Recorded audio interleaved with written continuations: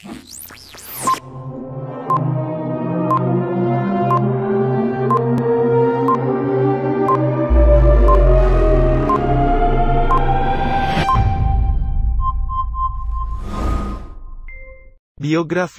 Kiai Haji Abdurrahman Wahid atau yang akrab dipanggil Gus Dur lahir di Jombang, Jawa Timur pada tanggal 7 September tahun 1940. Ia lahir dengan nama Abdurrahman Adakil yang berarti sang penakluk. Karena kata Adakil tidak cukup dikenal, maka diganti dengan nama Wahid, yang kemudian lebih dikenal dengan Gus Dur. Gus adalah panggilan kehormatan khas pesantren kepada seorang anak kiai yang berarti abang atau mas. Gus Dur adalah anak pertama dari 6 bersaudara. Ia lahir dari keluarga yang cukup terhormat. Kakek dari ayahnya, KH Hashim Asy'ari, merupakan pendiri Nahdlatul Ulama, NU. Sementara itu kakek dari pihak ibu, KH Bisri Syansuri, adalah pengajar pesantren pertama yang mengajarkan kelas pada perempuan. Ayahnya KH Wahid Hashim merupakan sosok yang terlibat dalam gerakan nasionalis dan menjadi Menteri Agama tahun 1949, sedangkan ibunya Ni Hije Soleha adalah putri pendiri Pondok Pesantren Denayar Jombang. Gus Dur pernah menyatakan secara terbuka bahwa ia adalah keturunan Tionghoa dari Tan Kim Han yang menikah dengan Tan Alok, yang merupakan saudara kandung dari Raden Patah, Tan Eng Hua, yang merupakan pendiri Kesultanan Demak. Tan Alok dan Tan Eng Hua ini merupakan anak dari Puteri Champa yang merupakan puteri Tiongkok yaitu selir Raden Brawijaya V. Berdasarkan penelitian seorang peneliti Perancis Louis Charles Damais, Tan Kim Han diidentifikasikan sebagai Syekh Abdul Qadir Al-Sini yang makamnya ditemukan di Trowulan. Pada tahun 1944 Abdurrahman Wahid pindah dari kota asalnya Jombang menuju Jakarta, karena pada saat itu ayahnya terpilih menjadi ketua pertama Partai Majelis Syuro Muslimin Indonesia yang biasa disingkat Masyumi. Masyumi adalah sebuah organisasi dukungan dari tentara Jepang yang pada saat itu menduduki Indonesia. Setelah deklarasi kemerdekaan Indonesia pada tanggal 17 Agustus tahun 1945, Gus Dur kembali ke Jombang dan tetap berada di sana selama perang mempertahankan kedaulatan Indonesia melawan Belanda.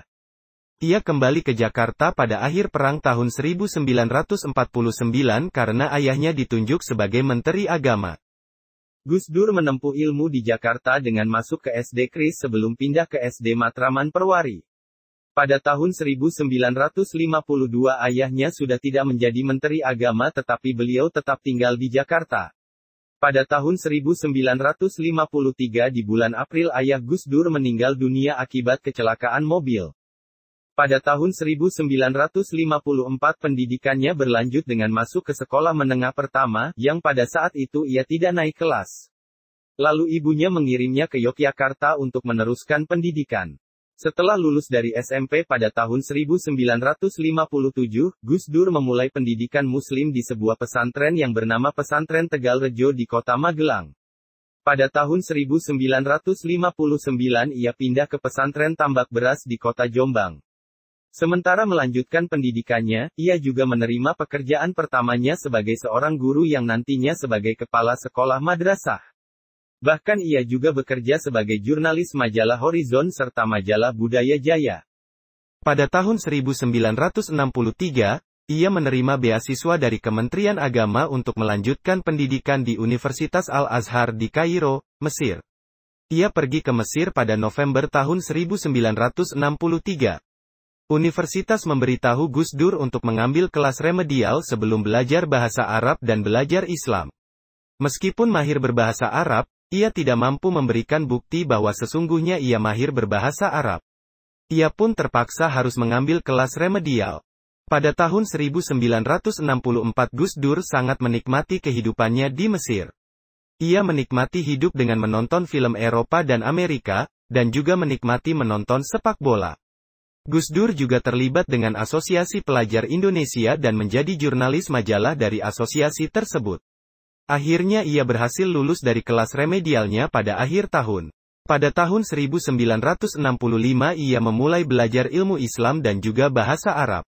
Namun Gus Dur kecewa dan menolak metode belajar dari universitas karena ia telah mempelajari ilmu yang diberikan. Di Mesir, Gus Dur bekerja di Kedutaan Besar Indonesia. Namun pada saat ia bekerja peristiwa gerakan tanggal 30 September, G30S terjadi.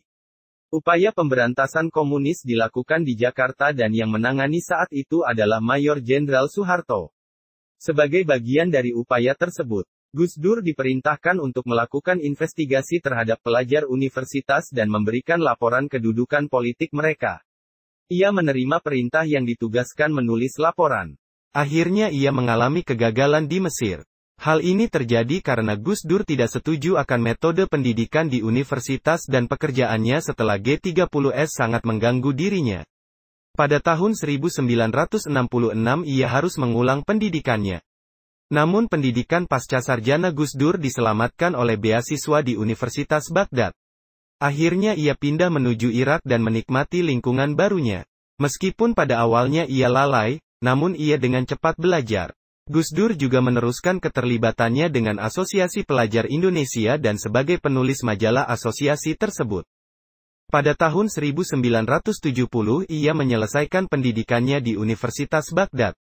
Setelah itu, Gus Dur ke Belanda untuk meneruskan pendidikan. Ia ingin belajar di Universitas Leiden. Namun ia kecewa karena pendidikan di Universitas Baghdad tidak diakui oleh universitas tersebut. Akhirnya ia pergi ke Jerman dan Perancis sebelum kembali lagi ke Indonesia pada tahun 1971.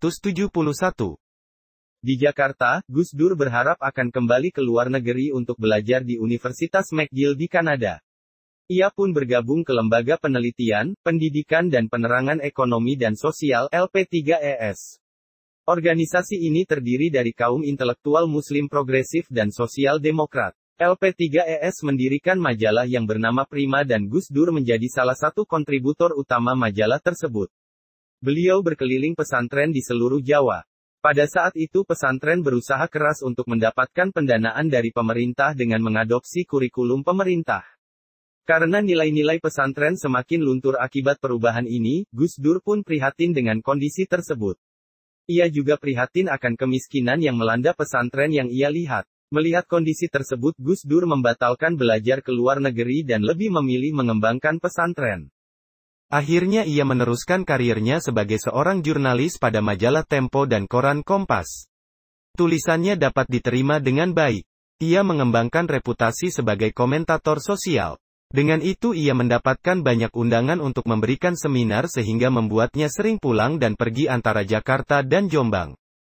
Meskipun karirnya bisa meraih kesuksesan namun ia masih merasa sulit hidup karena hanya memiliki satu sumber pencaharian. Ia pun bekerja kembali dengan profesi berbeda untuk mendapatkan pendapatan tambahan dengan menjual kacang dan mengantarkan es. Pada tahun 1974 ia menjabat sebagai Sekretaris Umum Pesantren Tebu Ireng hingga tahun 1980. Pada tahun 1980 ia menjabat sebagai seorang katib awal PBNU hingga pada tahun 1984. Pada tahun 1984 ia naik pangkat sebagai Ketua Dewan Tanfis PBNU. Tahun 1987 Gus Dur menjabat sebagai Ketua Majelis Ulama Indonesia. Pada tahun 1989 karirnya pun meningkat dengan menjadi seorang anggota Majelis Permusyawaratan Rakyat RI. Dan hingga akhirnya pada tahun 1999 sampai 2001 ia menjabat sebagai Presiden Republik Indonesia. Sebagai seorang Presiden RI, Gus Dur memiliki pendekatan-pendekatan yang berbeda dalam menyikapi suatu permasalahan bangsa. Ia melakukan pendekatan yang lebih simpatik kepada kelompok Gerakan Aceh Merdeka, GAM, mengayomi etnis Tionghoa, meminta maaf kepada keluarga PKI yang mati dan disiksa, dan lain-lain. Selain itu, Gus Dur juga dikenal sering melontarkan pertanyaan-pertanyaan kontroversial, yang salah satunya adalah mengatakan bahwa anggota MPR RI seperti anak TK. Hanya sekitar 20 bulan Gus Dur menjabat sebagai Presiden RI. Musuh-musuh politiknya memanfaatkan benar kasus Bulogate dan Brunei Gate untuk menggoyang kepemimpinannya. Belum lagi hubungan yang tidak harmonis dengan TNI, Partai Golkar, dan elit politik lainnya. Gus Dur sendiri sempat mengeluarkan dekret yang berisi, 1. Pembubaran MPR-DPR, 2. Mengembalikan kedaulatan ke tangan rakyat dengan mempercepat pemilu dalam waktu 1 tahun, dan 3. Membekukan Partai Golkar sebagai bentuk perlawanan terhadap sidang istimewa MPR. Namun dekret tersebut tidak memperoleh dukungan dan pada tanggal 23 Juli tahun 2001, MPR secara resmi memberhentikan Gus Dur dan menggantikannya dengan Megawati Soekarnoputri. Sebelumnya, pada Januari tahun 2001, Gus Dur mengumumkan bahwa Tahun Baru Cina, Imlek, menjadi hari libur opsional. Tindakan ini diikuti dengan pencabutan larangan penggunaan huruf Tionghoa. Setelah berhenti menjabat sebagai presiden, Gus Dur tidak berhenti untuk melanjutkan karir dan perjuangannya. Pada tahun 2002 ia menjabat sebagai penasihat solidaritas korban pelanggaran HAM. Dan pada tahun 2003, Gus Dur menjabat sebagai penasihat pada Gerakan Moral Rekonsiliasi Nasional. Tahun 2004, Gus Dur kembali berupaya untuk menjadi Presiden RI. Namun keinginan ini kandas karena ia tidak lolos pemeriksaan kesehatan oleh Komisi Pemilihan Umum. Pada Agustus tahun 2005 Gus Dur menjadi salah satu pimpinan koalisi politik yang bernama Koalisi Nusantara Bangkit Bersatu. Bersama dengan Tri Sutrisno, Wiranto, Akbar Tanjung dan Megawati, koalisi ini mengkritik kebijakan pemerintahan Susilo Bambang Yudhoyono. Pada tahun 2009 Gus Dur menderita beberapa penyakit. Bahkan sejak ia menjabat sebagai presiden, ia menderita gangguan penglihatan sehingga surat dan buku seringkali dibacakan atau jika saat menulis seringkali juga dituliskan. Ia mendapatkan serangan stroke, diabetes dan gangguan ginjal. Akhirnya Gus Dur pun pergi menghadap Sang Halik, meninggal dunia, pada hari Rabu tanggal 30 Desember tahun 2009 di Rumah Sakit Cipto Mangunkusumo, Jakarta pada pukul 18.45 waktu Indonesia Barat. Riset dan analisa oleh Siwi P. Rahayu. Pendidikan. Tahun 1957 sampai tahun 1959 Pesantren Tegal Rejo, Magelang, Jawa Tengah. Tahun 1959 sampai tahun 1963 Pesantren Tambak Beras, Jombang, Jawa Timur. Tahun 1964 sampai tahun 1966 Al-Azhar University, Kairo, Mesir, Fakultas Syariah, Kuliah Al-Syariah. Tahun 1966 sampai tahun 1970 Universitas Baghdad, Irak, Fakultas Adab Jurusan Sastra Arab. Karir. Tahun 1972 sampai tahun 1974 Fakultas Usuluddin Universitas Hasyim Ashari, Jombang, sebagai dekan dan dosen. Tahun 1974 sampai tahun 1980 Sekretaris Umum Pesantren Tebu Ireng. Tahun 1980 sampai tahun 1984 Khatib Awal PBNU. Tahun 1984 sampai tahun 2000 Ketua Dewan Tanfis PBNU. Tahun 1987 sampai tahun 1992 Ketua Majelis Ulama Indonesia. Tahun 1989 sampai tahun 1993 Anggota Majelis Permusyawaratan Rakyat RI. 1998 Partai Kebangkitan Bangsa, Indonesia, Ketua Dewan Syuro DPP PKB. Tahun 1999 sampai tahun 2001 Presiden Republik Indonesia. 2000 Pengurus Besar Nahdlatul Ulama, Mustasyar. 2002 Rektor Universitas Darul Ulum, Jombang, Jawa Timur, Indonesia. 2004 Pendiri The Wahid Institute, Indonesia. Penghargaan.